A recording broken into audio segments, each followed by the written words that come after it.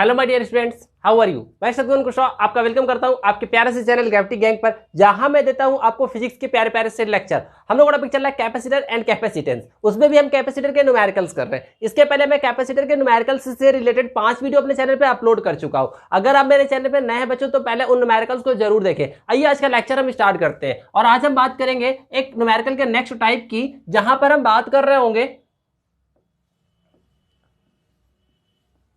Symmetry problem की। ये symmetry problem क्या होती है?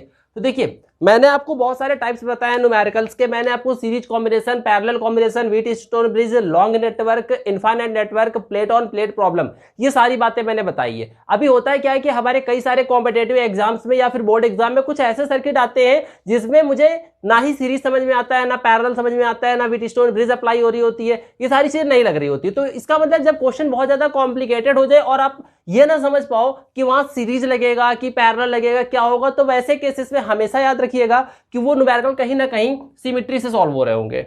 ओके, तो अभी हम लोगों को कितनी तरह की सिमेट्री देखनी है। First is your perpendicular symmetry, perpendicular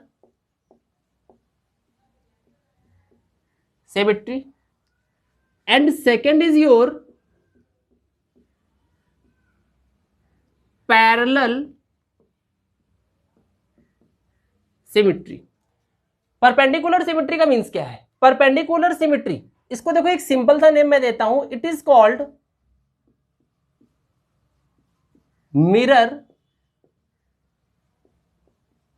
symmetry, and parallel symmetry is called your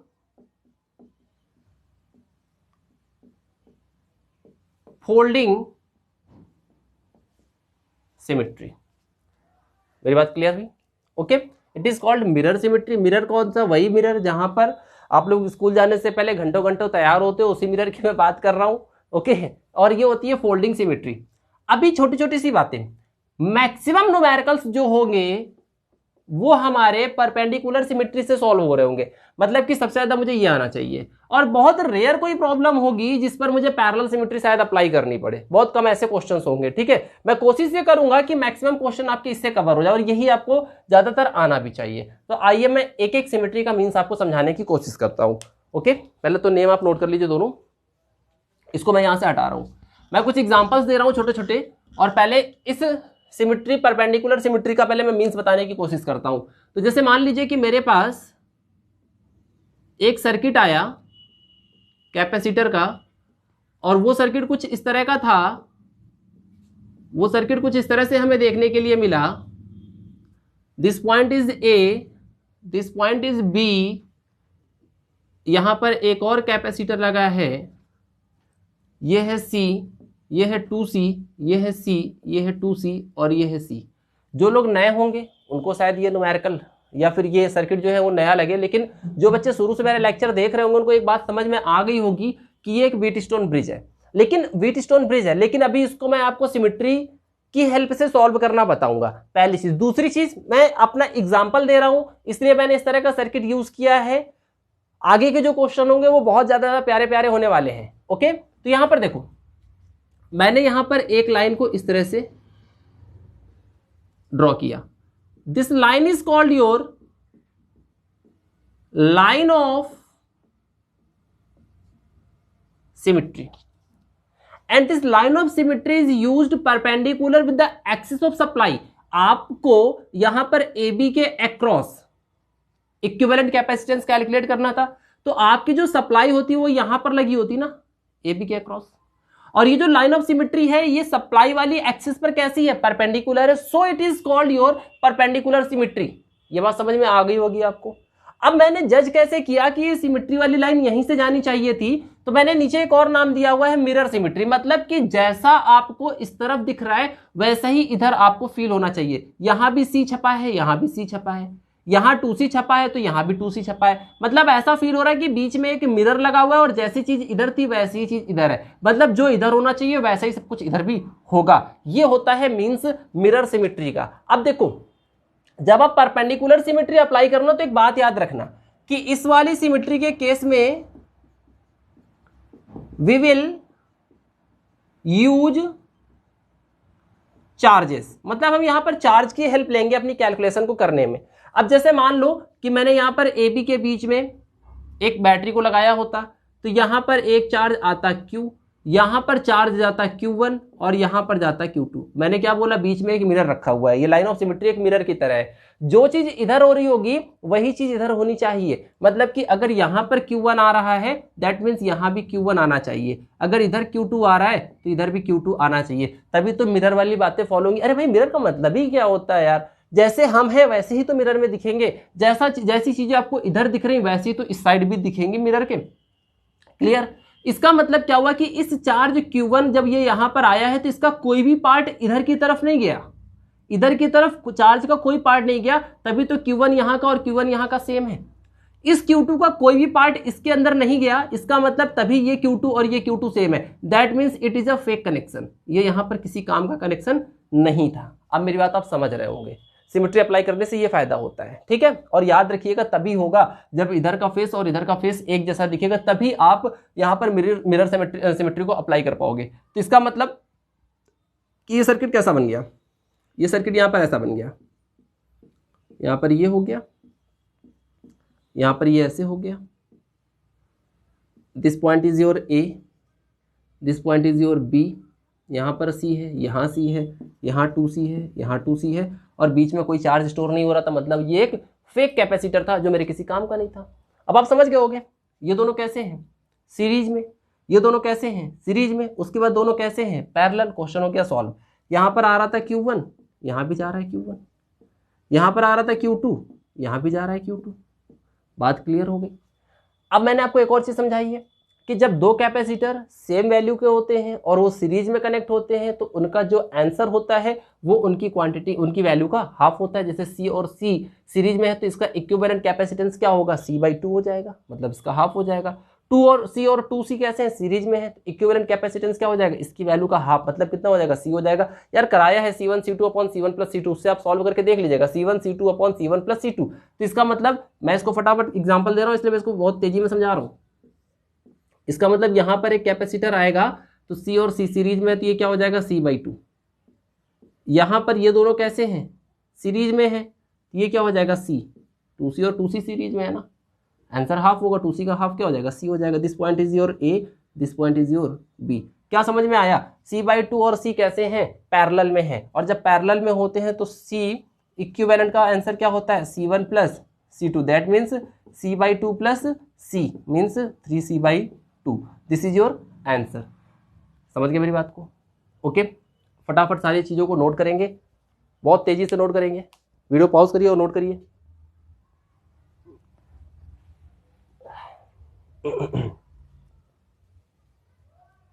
clear? आइए अब मैं आपको ये समझाता हूं कि पैरेलल सिमेट्री का मीन्स क्या होता है। इसको मैं हटाने जा रहा हूं। ये देखिए सेकंड टाइप है मेरा।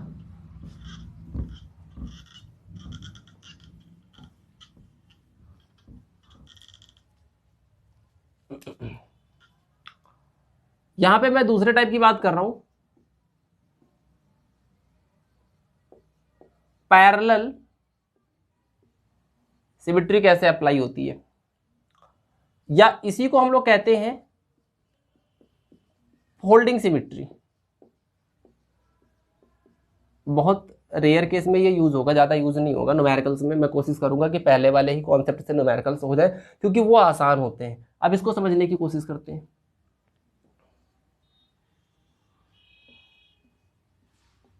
यहां पर ये मैंने कैपेसिटर्स लिए, this point is A, this point is B।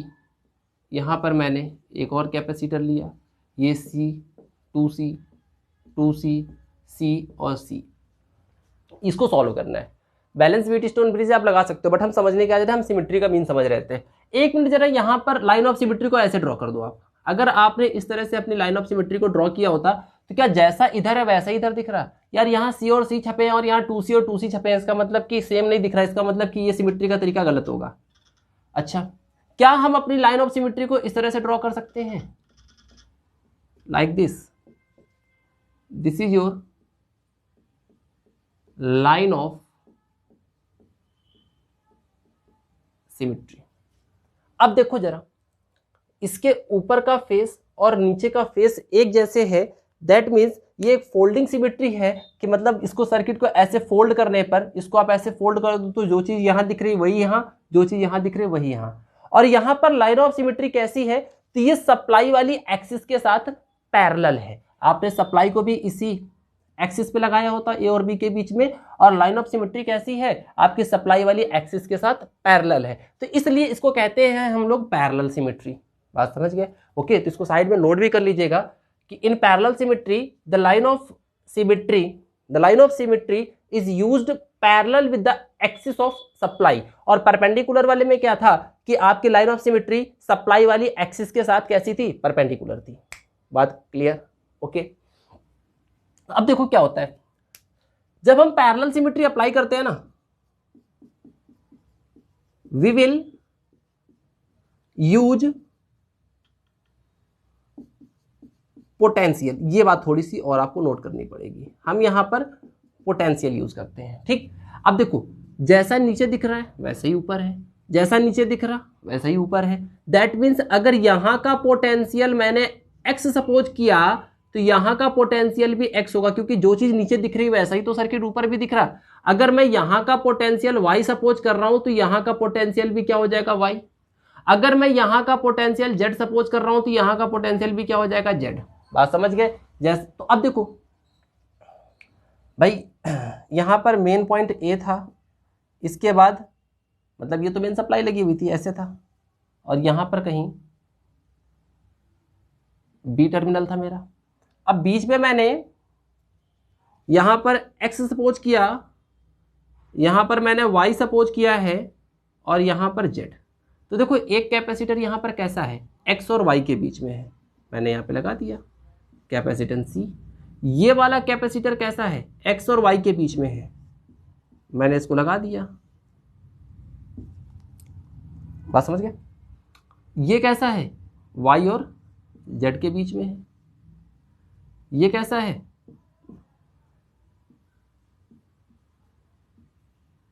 To सी। और ये वाला कैपेसिटर कहां गया, तो देखो इसके दोनों टर्मिनल पर पोटेंशियल कैसा है, इधर भी वाई इधर भी वाई। और जब किसी कैपेसिटर के दोनों टर्मिनल सेम पोलैरिटी से कनेक्ट होते हैं, this is short circuit capacitor, ये मेरे किसी काम का नहीं होता। तो कॉम्बिनेशन तो ऐसा बन गया।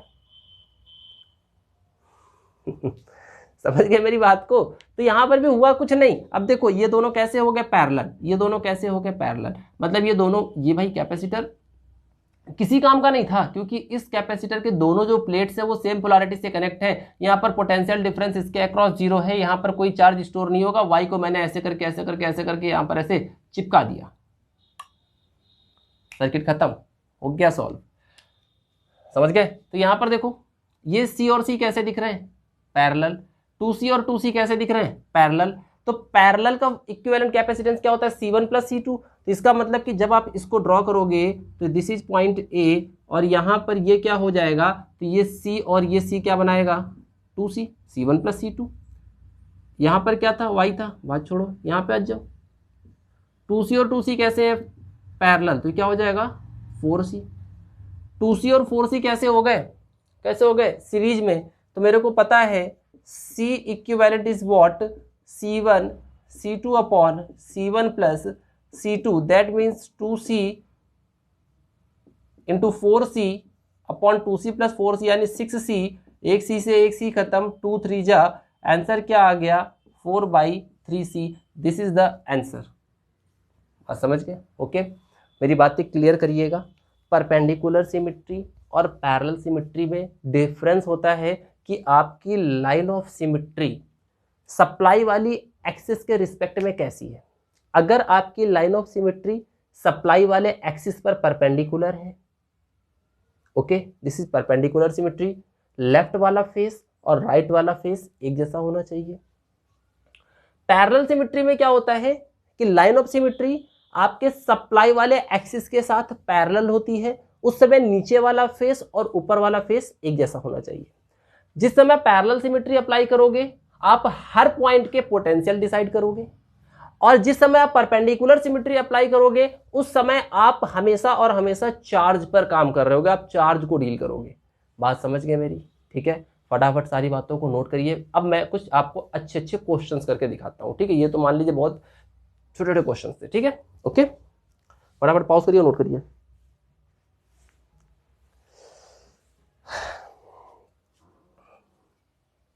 क्लियर? आइए अब मैं आपको कुछ बेहतरीन क्वेश्चन कराता हूं जिसमें आपको मजा आने वाली है।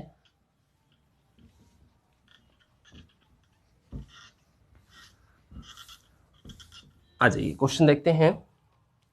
तो पहला मेरा क्वेश्चन ये आता है, मैंने क्वेश्चन यहां पे ड्रॉ किया like this.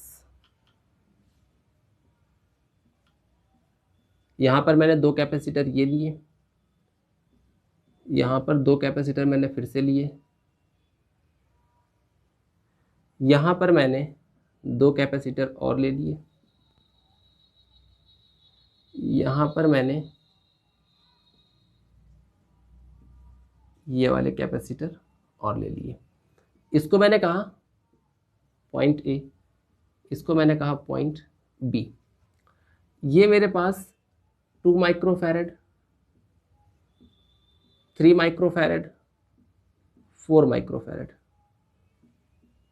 2 microfarad, 3 microfarad, 4 microfarad. This is 5 microfarad and this is 5 microfarad. Find the equivalent capacitance between point A and B.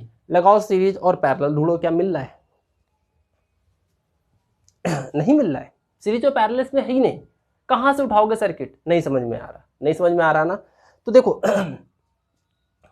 यहां पर आप एक लाइन ऑफ सिमेट्री डाल दो ऐसे, like this. Line of symmetry हो गई नहीं ये, this is your line of symmetry. Clear? अब जैसे ही लाइन ऑफ सिमेट्री डाली है ना आपने, एक नोट पॉइंट लिखो, फटाक से लिखिएगा। Capacitor along the axis of line of symmetry does not work। बहुत ध्यान से समझना जो मैं समझा रहा हूं, ठीक है। 1 मिनट के लिए भी अपना दिमाग इधर उधर मत करिएगा, ठीक है। जैसे मान लो कि यहां पर कोई कैपेसिटर इस तरह से लगा हुआ, ये ठीक, और आपकी लाइन ऑफ सिमेट्री इस तरह से है इसी के ऊपर, मतलब आपकी जो प्लेट है वो 2 पार्ट में कट रही है। अगर ऐसा आपको फील होता है, अगर ऐसा फील होता है, उस समय ये कैपेसिटर किसी काम के नहीं होते और इन्हें हटा दिया जाता है।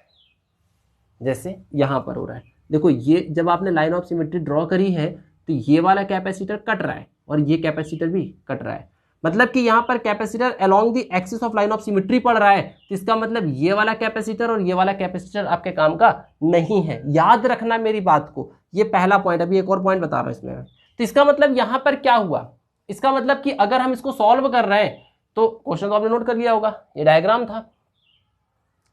Find the equivalent capacitance between point A and B. मैंने यहां पर लाइन ऑफ सिमेट्री ड्रॉ कर ली क्योंकि मुझे सीरीज और पैरेलल नहीं मिल रहा था। अब ये वाले कैपेसिटर कैसे आ गए? लाइन ऑफ सिमेट्री के अलोंग आ गए। तो इसका मतलब ये वाला कैपेसिटर और ये वाले कैपेसिटर कैसे कट रहे थे, तो इसका मतलब ये हट गए यहां से। तो आपका सर्किट बस छोटा सा हो गया। देखो सर्किट खत्म, सर्किट खत्म हो गया। मैं और भी समझाने की कोशिश करता हूं, जैसे मैंने पहले समझाया था मैं वैसे ही आपको समझाता हूं फिर से एक बार, लेकिन जो मैंने पॉइंट लिखवाया है उससे आपको ज़्यादा दिमाग नहीं लगाना पड़ा। तो बीच बीच में जो मैं पॉइंट्स बता रहा हूं उसको भी अगर आप कैच करने लगोगे तो हर बार आपको ज़्यादा दिमाग लगाने की जरूरत नहीं पड़ेगी। This is point B, this is 2 microfarad, 2 microfarad, 3 microfarad, 3 microfarad, 4 microfarad, 4 microfarad. हो गया circuit.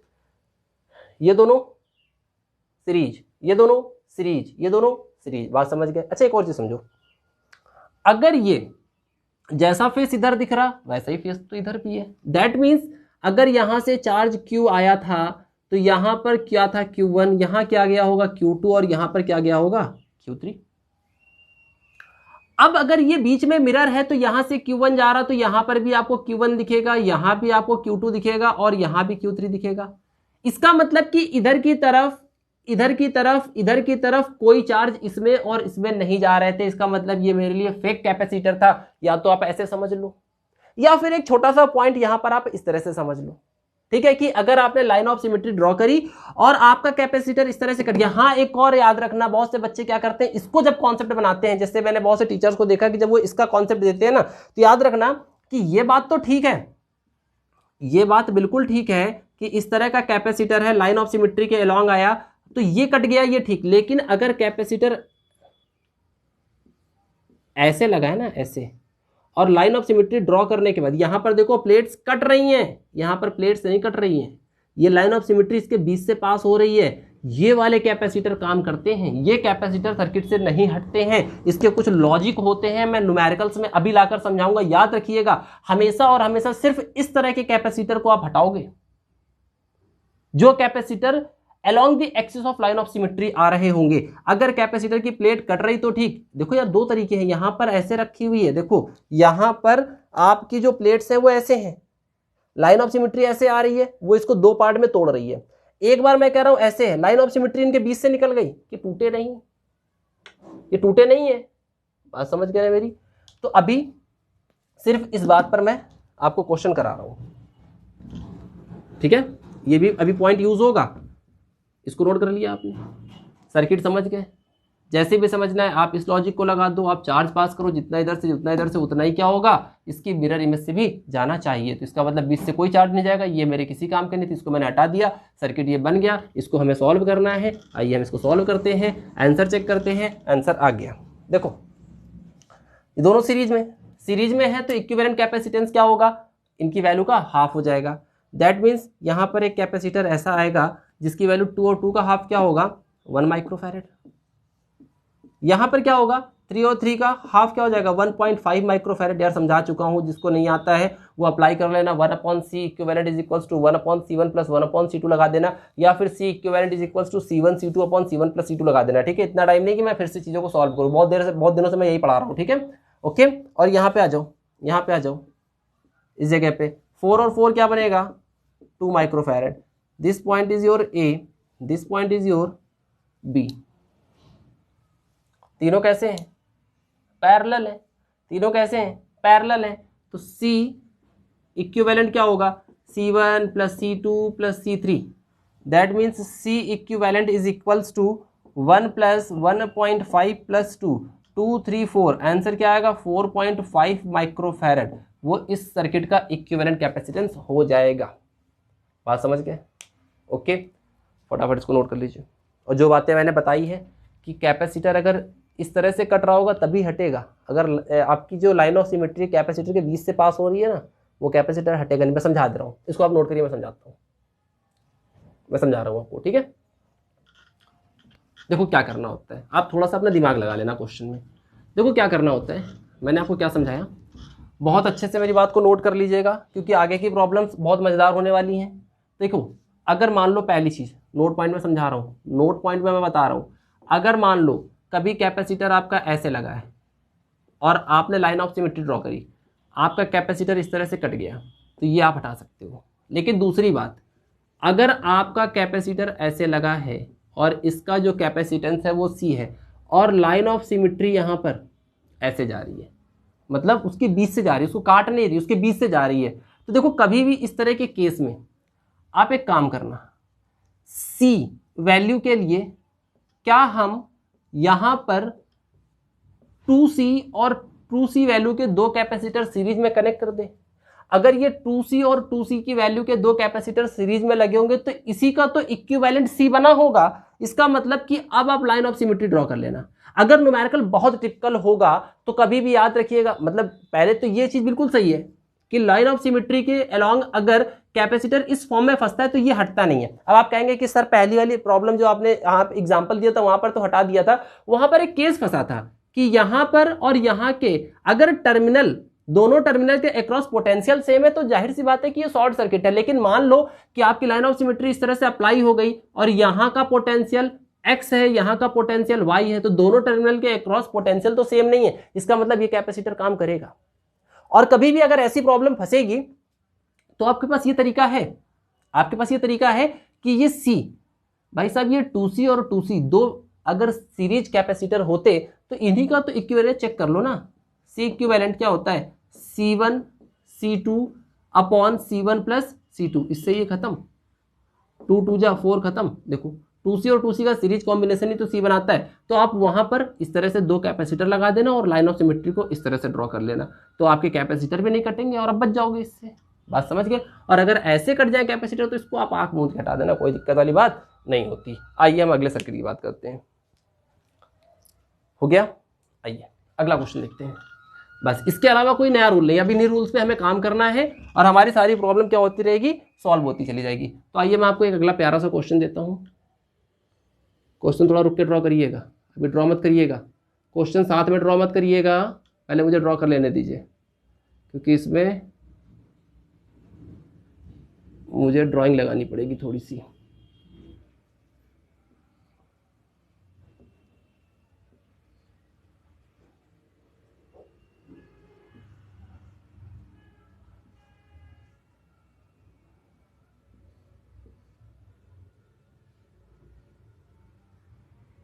This point is your A, this point is your B, यहाँ पर भी कैपेसिटर है, यहाँ भी कैपेसिटर है,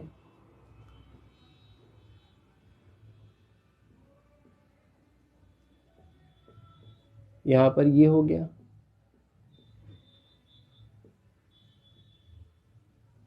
इन सभी के कैपेसिटेंस C है।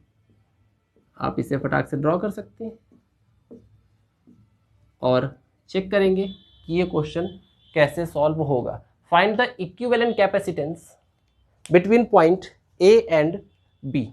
चेक करिए इसको कैसे सॉल्व करेंगे, आप बताइए। क्या सीरीज और पैरेलल दिख रहा, क्या सीरीज और पैरेलल बन रहा है, नहीं बन रहा है बेटा। आ जाओ यहां पर लाइन ऑफ सिमेट्री ड्रॉ करो। क्वेश्चन नोट हो गया, equivalent capacitance between point A and B, line of symmetry draw करिए। देखिए मैंने यहाँ पर लाइन ऑफ सिमेट्री ड्रॉ की, परपेंडिकुलर लाइन ऑफ सिमेट्री है मेरी, ठीक है ना, सप्लाई वाली एक्सिस से परपेंडिकुलर। तो देखो जैसा फेस आपको इस साइड दिख रहा होगा वैसे ही फेस तो इस साइड भी दिख रहा है। क्लियर।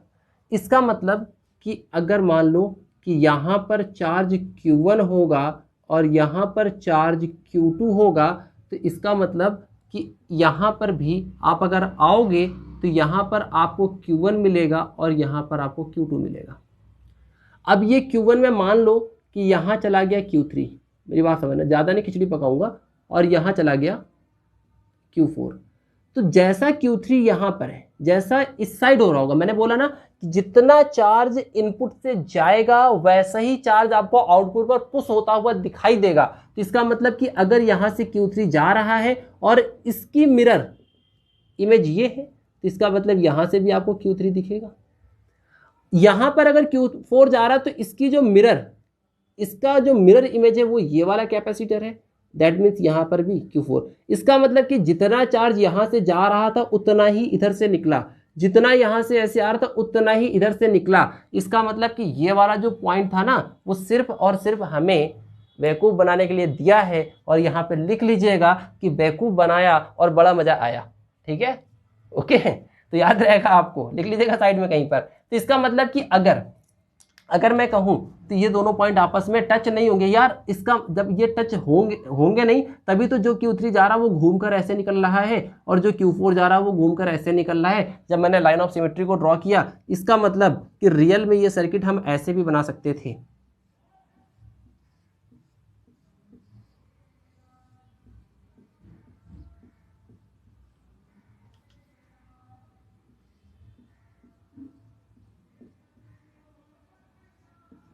यहां पर देखिए ऐसे, यहाँ पर मैंने ऐसे किया, यहाँ पर मैंने ऐसे किया। This point is your A, this point is your B। Circuit कटा तो नहीं, एक सेकंड चेक कर लूँ मैं। ओके, बढ़िया। तो देखिए यहाँ पर सी, यहाँ पर सी, यहाँ पर सी, यहाँ सी, यहाँ सी, यहाँ सी, इसको थोड़ा दूर कर लो, यहाँ पर सी, यहाँ सी, यहाँ सी, यहाँ पर Q3 आ रहा और यहाँ पर भी Q3 जा रहा है। इसका मतलब कि ये यहाँ पर कुछ ऐसा बना हुआ है,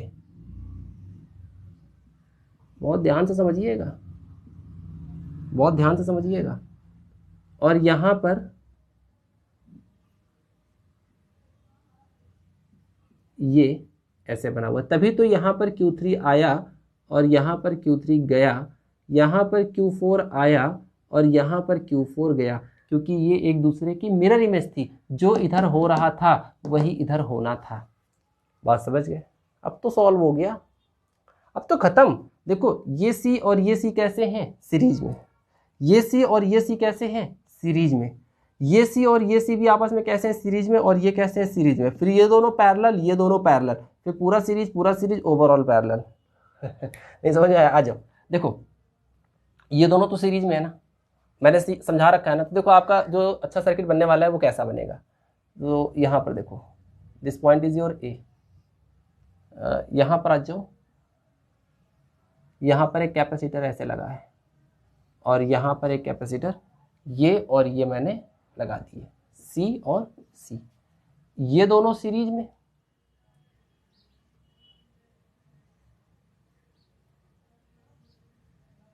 वैसे ही मेरी बात समझिएगा, ये दोनों जब सीरीज में हो गए तो ये क्या हो गए होंगे? C/2। और ये दोनों भी कैसे हैं? सीरीज में। और इसके साथ, इन दोनों के साथ कैसे हैं? पैरेलल में। That means C/2। इसके बाद यहाँ पर क्या लगा है? C, और ये यहाँ पर ऐसे आया है। वैसे ही यहाँ पर देखो, ये दोनों कैसे हैं? सीरीज में। बहुत ध्यान से करिएगा, गलती मत करिएगा। यहाँ पर B, ये दोनों सीरीज में क्या हो गए? C/2। ये C था और ये C था, ये दोनों भी कैसे हैं? सीरीज में। और ये कैसे लगे थे? ये कैसे हो गए? C/2। ये दोनों कैसे हो गए? पैरेलल। ये दोनों कैसे हो गए? पैरेलल। इसका मतलब कि आप अगर ध्यान दो तो C इक्विवेलेंट क्या आने वाला है? C/2। और C/2 को अगर आप सॉल्व करोगे तो क्या बनाएगा? C बनाएगा ना।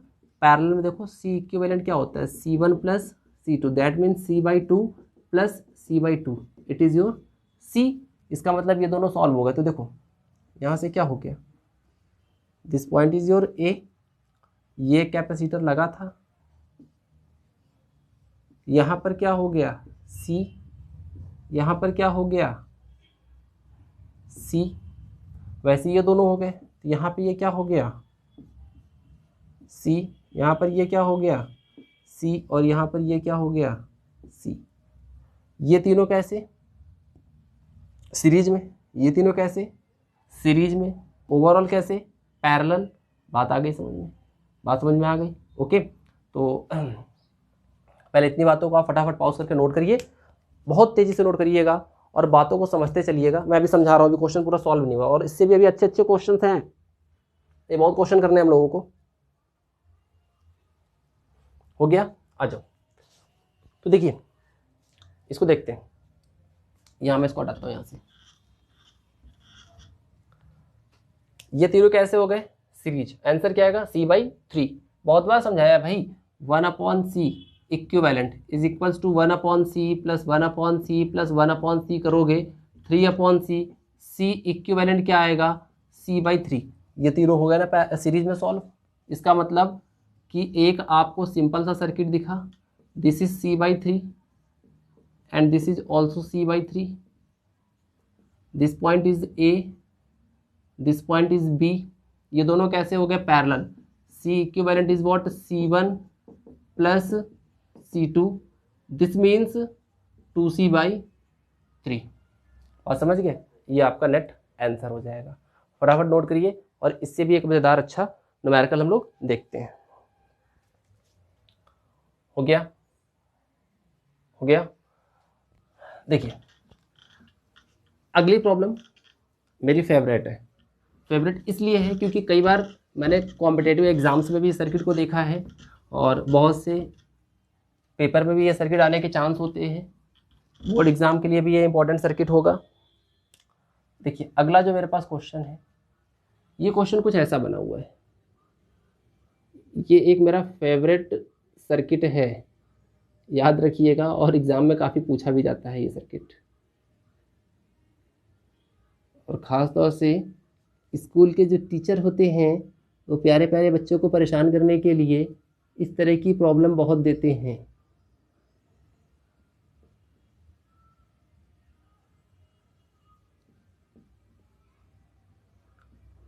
लाइक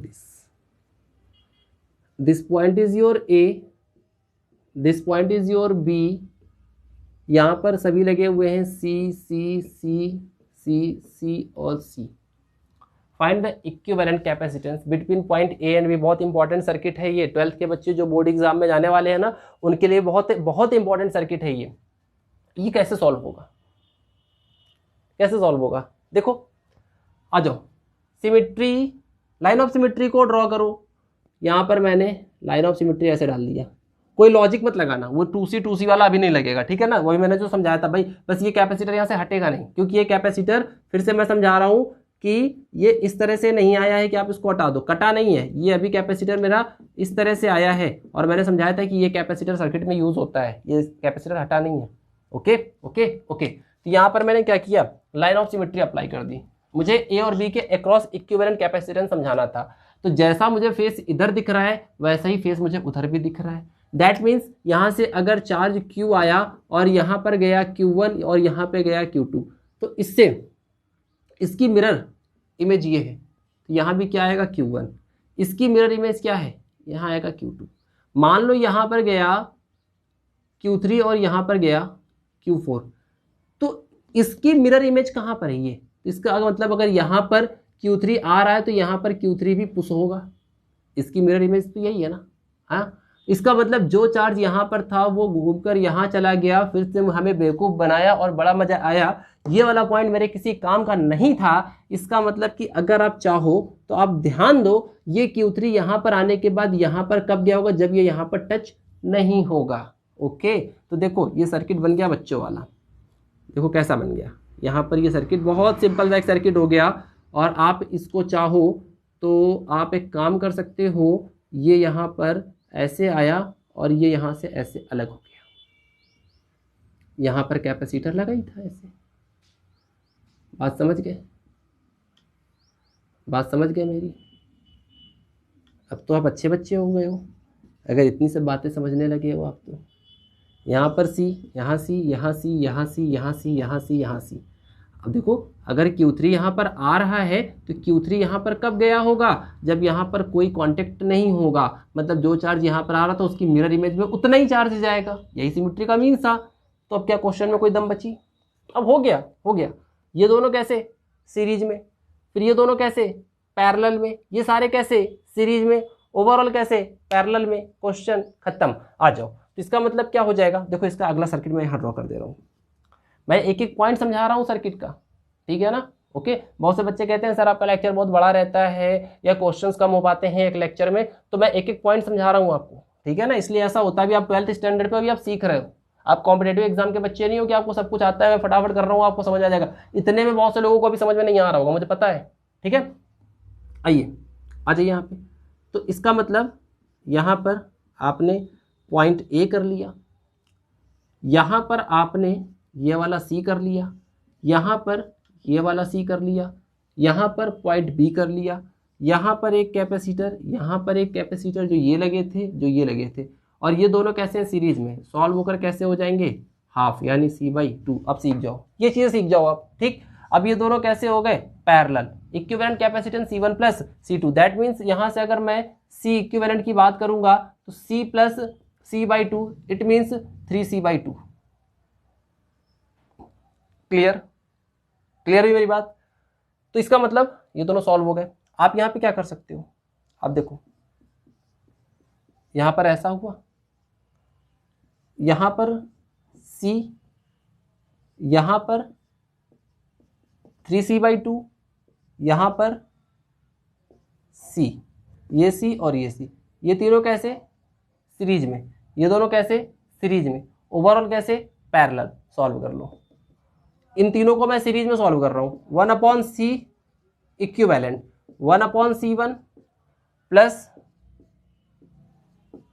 1/c, यहाँ से क्या कर ले 3c को एलसीएम, यहाँ पे क्या आएगा 3 + 2 + 3, दैट मीन्स 3 3 6 2 8/3c। तो c इक्विवेलेंट क्या आ जाएगा 3c/8। ये तीनों सॉल्व हो गए और ये क्या हो जाएगा c/2। इतना हो गया ना। ओके, पॉज करके जरा नोट कर लीजिए, फटाफट नोट करिए इतनी बातों को। हो गया इतना क्लियर? आ जाओ, हटाने जा रहा हूं मैं इसको। ये नोट हो गया था ना। इसका मतलब क्या हुआ, ये तीनों सीरीज में आपने सॉल्व कर लिया ना। 1/c1 + 1/c2, ये वाला कॉन्सेप्ट समझ में आ गया होगा यार। 1/3c/2 2 ऊपर चला गया यार। इतनी चीज़ों को सीख लो यार, 12th में हो आप, छोटे बच्चे नहीं हो। तो ये तीनों सीरीज में और ये दोनों सीरीज में हो गए। इसका मतलब कि फाइनली हमें जो सर्किट दिखा वो ऐसा दिखा कि यहाँ पर एक कैपेसिटर आया जिसका कैपेसिटेंस 3c/8 है, और यहाँ पर एक कैपेसिटर आया जिसकी वैल्यू कितनी है, तो ये सी और सी सीरीज में है, दैट मीन्स ये c/2 हो गए। This point is your A. Solve कर लिया करिए, बहुत सॉल्व कराया है। अब ये दोनों कैसे हो गए पैरेलल, यानी C equivalent C1 plus C2, यहाँ से 8 एलसीएम कर लीजिए, 3C + 4C 7C/8।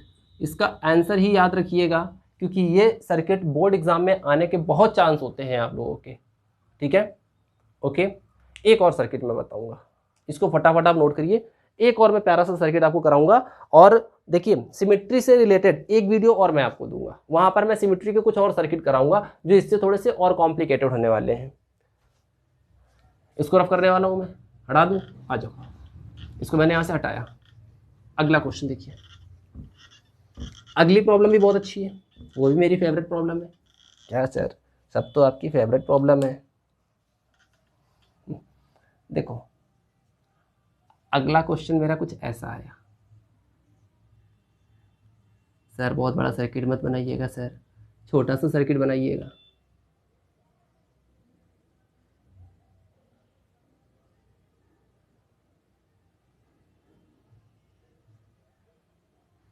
ओके, मैंने आपकी बात मान ली,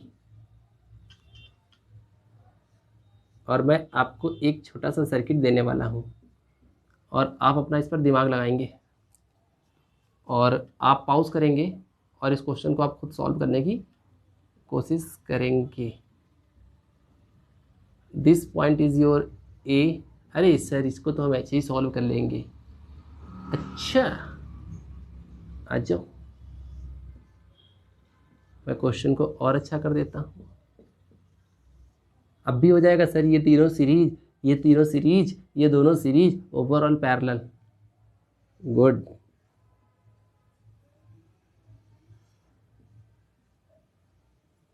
सर आप तो मजाक कर देते हो बच्चों के साथ।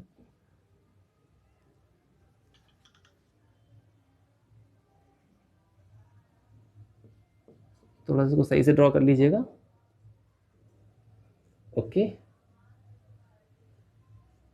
थोड़ा सही से ड्रॉ करिएगा। तो ये सर्किट कुछ ऐसा है, ये सीधा सीधा जाएगा। ठीक है, ये बना हुआ है। यहाँ पे सब जगह पर कैपेसिटेंस क्या है, सी है, सी है, सी है। ओके ओके ओके ओके, फटाफट इसको नोट करेंगे आप। और ये आपका होमवर्क सर्किट है, आप इसको सॉल्व करेंगे। मैं आपको समझा रहा हूं, मेरा जो नेक्स्ट वीडियो होगा इस सिमेट्री प्रॉब्लम से रिलेटेड, मैं यही प्रॉब्लम से आपसे फिर से बात करूंगा। आप यहाँ पर क्या कर लेंगे, आप यहाँ पर लाइन ऑफ सिमेट्री ड्रॉ कर लेंगे। ठीक है, ये होमवर्क है आप लोगों का, आप इसको चेक करेंगे। ठीक है ना, अगर आपने यहाँ पर लाइन ऑफ सिमेट्री अप्लाई करी तो देखो अब सब चीजें नहीं, यहाँ पर चार्ज मान लो आता, अगर मान लो यहाँ गया Q1, यहाँ गया Q2 और यहाँ गया Q3, इससे रिलेटेड इसकी मिरर वाली इमेज कौन है, ये। तो यहाँ भी क्या आना चाहिए, Q1। इसकी मिरर इमेज कौन सी है, यहाँ पर क्या आनी चाहिए, Q3। यहाँ पर Q2 तो यहाँ भी क्या होना चाहिए, Q2। ओके, अब अगर मान लो कि यहाँ पर Q4 आ रहा और यहाँ पर Q5 आ रहा है, तो इसकी मिरर कैपेसिटर कौन सी है, ये वाली मिरर इमेज ये है ना, तो इसका मतलब यहाँ पर क्या निकलना चाहिए, Q4। अगर ये Q5 आ रहा तो इसका मिरर कैपेसिटर कौन सा है, ये है Q5। इसका मतलब कि ये वाला जो पॉइंट है ये मेरे किसी काम का नहीं है। दैट मीन्स हम इसको ऐसे भी बना सकते थे, यहाँ पर ये ऐसे, ये ऐसे, ये दोनों सीरीज आपस में पैरेलल, ये दोनों सीरीज आपस में पैरेलल। सिंपल सर्किट हो गया। ओके, फिर ये सारे सीरीज, ये दोनों सीरीज, यहाँ पर आने वाले सभी सीरीज ओवरऑल पैरेलल, सॉल्व हो जाएगा। तो ये आप लोगों का आज का होमवर्क है, जिसका मुझे आंसर मेरे कमेंट सेक्शन पे चाहिए। ठीक है, और जो इसी सिमेट्री से रिलेटेड मैं नेक्स्ट वीडियो तुरंत ही अपलोड करूंगा, क्योंकि ये बहुत सी प्रॉब्लम्स बची हुई हैं, बहुत अच्छी प्रॉब्लम्स हैं। ओके, तो प्लीज़ और प्लीज़ इसका आंसर मेरे कमेंट सेक्शन पे जरूर दीजिएगा। थैंक यू सो मच बच्चों। अगर आपको मेरा चैनल अच्छा लगा हो तो प्लीज़ इसे लाइक करें, सब्सक्राइब करें, और अगर मेरा चैनल आपको यूजफुल लगता है तो इसे अपने दोस्तों के साथ जरूर शेयर करें। Thank you so much.